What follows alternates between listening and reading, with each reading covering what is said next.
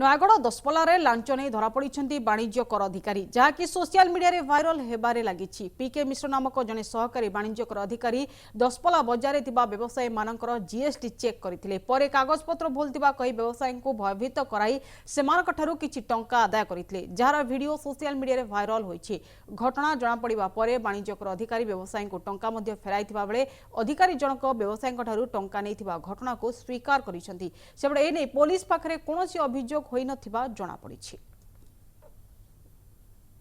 GST office में आसले लोक बोरले रे आसले 3-4 जन लोक आसी पछले तुम स्टूडियोटा कोरे हम कहले कि बरदा बैंक तले एडो आसले हम पाखु आसिके कहले जीएसटी रे तुम करछ नुआ रिटर्न फाइल मु कहले हां कला परे से एडो हम एड्रेस फाइल सब देके आसले एड्रेस तापर एडो मते मागिले आधार कार्ड आउ घर रे एग्रीमेंट पेपर वेरिफिकेशन गले एडो गलाडू कहले आ किछि खर्च पानी दियो मो 200 टका देली 200 टका देला पर से पुणी कहले ना आ किछि दियो मु आ देइ नथले सेति आसले ये बोर्डर लगेले आसले कला